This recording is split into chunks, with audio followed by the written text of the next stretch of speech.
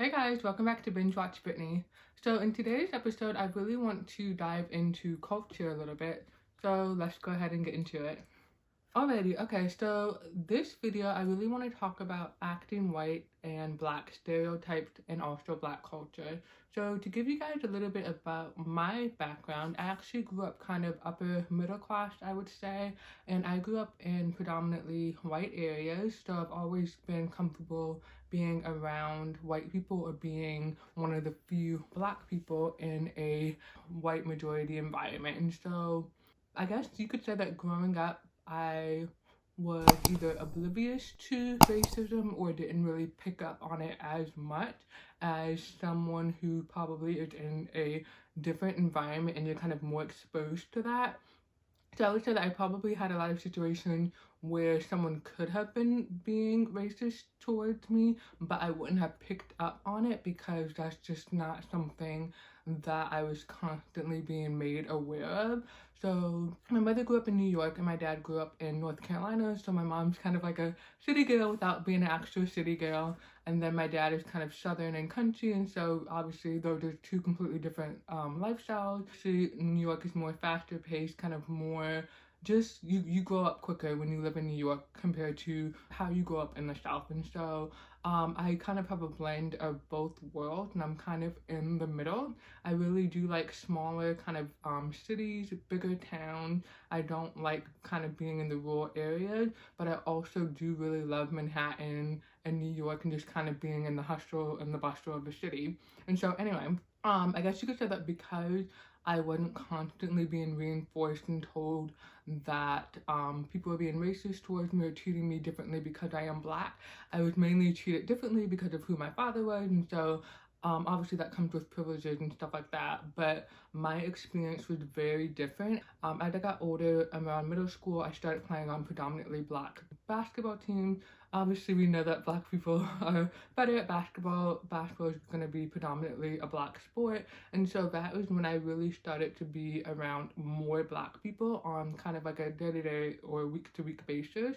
Because again, my school is majority white, and then the black kids that were at that school, they were on the sports teams, and so that's kind of where I started to be able to kind of hear about life from my teammates, from those people that I was around, and kind of just being able to kind of understand what it's like to not be me, if that makes sense. And so I really did enjoy the time that I played basketball, the teammates that I had over the years, and just really being able to grow closer with them, learn about them and their experiences and all of that stuff, among the other stuff that comes along with playing basketball and stuff like that. And so with that being said, I've always been at schools that were majority white, had predominantly black sports teams, so I kind of got the balance of two different worlds, so to speak, because prior to playing sports, again, I would have just been mainly around white kids who were of the same socioeconomic background as me, but then also I would also hang out with my cousins, and they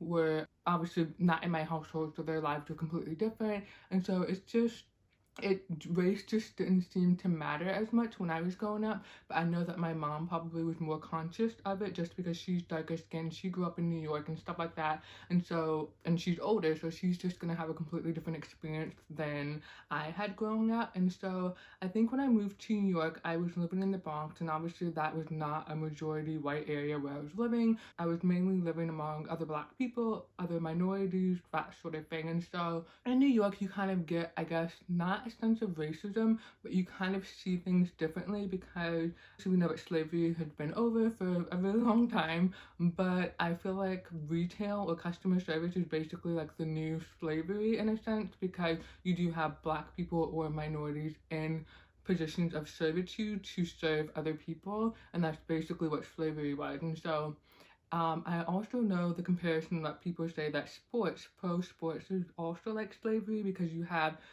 in particular, I'm speaking about men, but you have black men who are putting their bodies through all of this intense stuff to be the best at their sport in order to make it to the NFL, the NBA, and so on. And so obviously they're getting paid a whole lot of money to do that, so they're being way more rewarded for all of the hard work they're doing compared to the people in slavery who basically got nothing and were treated less than and was completely different experience. And so obviously when you say that it's like the modern day slavery, it's not comparable, but it is at the same time, because you do have black bodies that are performing for other people, if that makes sense. And so yeah, so that's kind of like a quick summary of my upbringing and kind of my early adult years.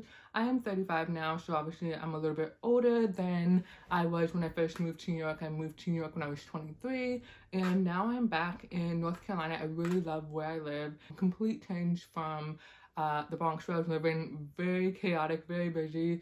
Again, I did enjoy that, but I'm also very glad to be where I am now.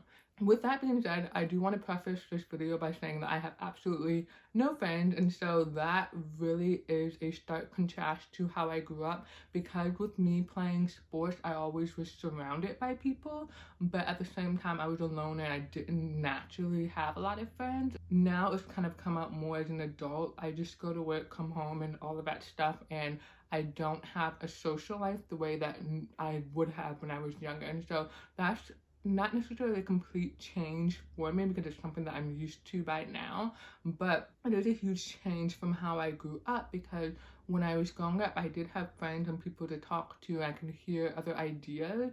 And so I want to segue that into how I am kind of learning about politics and culture now that I do not have access to those same people, those same groups and stuff like that that I had when I was younger. I also want to add in that when I was growing up, my mother obviously drove us around a lot, and so I really listened to the radio a lot. That was how I found out about new songs, the news that was breaking at the time, whatever. And even though I do drive now, I did not drive for about 10 years in New York City, which meant that I did not have access to the radio. And so that was a loss of connection to the rest of the world in a sense, because that is kind of where I was staying on trend and getting all of the latest updates in terms of music and pop culture and all of that stuff. And so obviously when I was working in retail, I did have co-workers who I could talk to, but I think over the years I've gotten less social, just because I haven't wanted to put myself out there and kind of get burned by friendship. So growing up, I did kind of stay to myself a lot and kind of just put walls up so that I didn't connect too much with people, and just kind of continue that as an adult. Again, not driving, not having the radio, and then once we went into the pandemic and kind of being socially isolated from people, I really did not have that sense of community that I had when I was younger. So gradually as I got older, I lost that sense of community. One thing I want to talk about, kind of to segue into my next point, I really watch a lot of TV shows to fill my free time. I'm a big watcher of reality TV shows. I do love scripted shows. So I'm on Netflix. I do not watch Hulu as much, but I do have Hulu. Not all of them, but most of the reality shows on Bravo: Real Housewives, Fisher, Southern Charm, Southern Hospitality. I think that's pretty much everything that I watch on Bravo. And then I do love my scripted TV shows, so I was watching a bunch of scripted shows is what I was watching. And so I also got really big into the Vanderpump Rules cheating scandal with Ariana and Tom Sandoval, and that led me to Reddit. And so I kind of found my community again on Reddit, and just being able to interact with people and talk with people without having to deal with that face-to-face and kind of constant connection that you have when you're in person. So Reddit was really nice because I can engage with people but also disengage when I want to, and kind of not necessarily use Reddit to fill the void that I have, but I can control how I'm using it, if that makes sense. And so with that being said, I do want to get into the topic of this video: acting white and black stereotypes and culture. So I really love watching Candace Owens. I can't even tell you how I got started watching her. It was sometime during the pandemic, so 2020. She was on the Daily Wire at that time, but I don't know what video it was that just made her like stick in my mind. And it's really weird because I don't normally watch TV shows. So growing up, like I'm talking like late 90s, early 2000s, we did watch like late night TV shows, or like Oprah, or like I think Rosie O'Donnell had a talk show. I remember what Roseanne Lake and all, was it Roseanne Lake? Ricky Lake, sorry.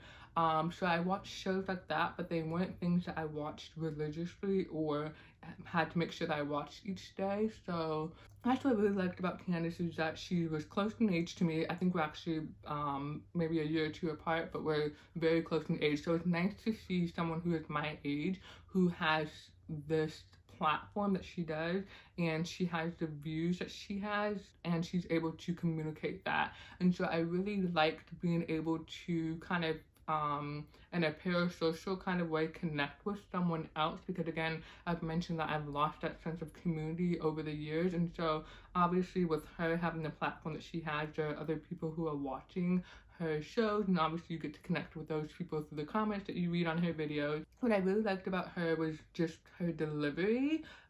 What I like most is that she does really good impersonations of people, which my sister also does, and so it kind of brings in that comedian feel of when she's talking, because there was an episode where she did it on Dylan Mulvaney, and she imitated him at the cabaret show that Dylan Mulvaney was doing, and she was like, oh, something can't hurt me, and she just imitated him singing, and it was just really funny to have those moments where you can just laugh at something that she's doing, because there's something that she's doing or saying because it's funny. And so anyway, I know that she is pretty controversial, and I feel like if you don't actually listen to her TV show or whatever in full context, you don't really get the full understanding of what she's saying, so that you can agree or disagree with what she was saying. And so I know that one of the biggest points that people disagree with her on is regarding the Hitler and the Nazi comment that she made, and that conversation was on globalism and nationalism.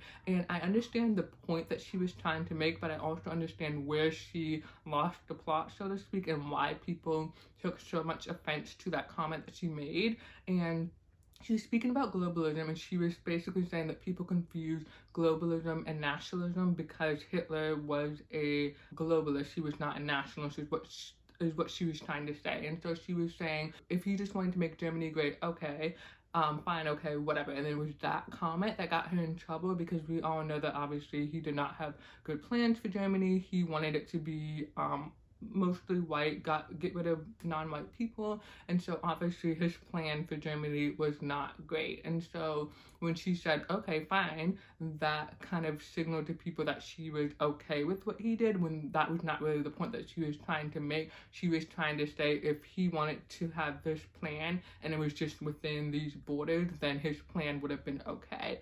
But as far as the actual plan that he had, she was not really speaking on that. I think that that's why people get kind of not confused, but they get upset by what she said, because they're reading more into what she's saying than what she actually meant. And so that's the point that I actually disagree with her on, because she has defended herself and said that she was not saying that Hitler was okay, but I also understand the implications of what she was saying. And so long story short, I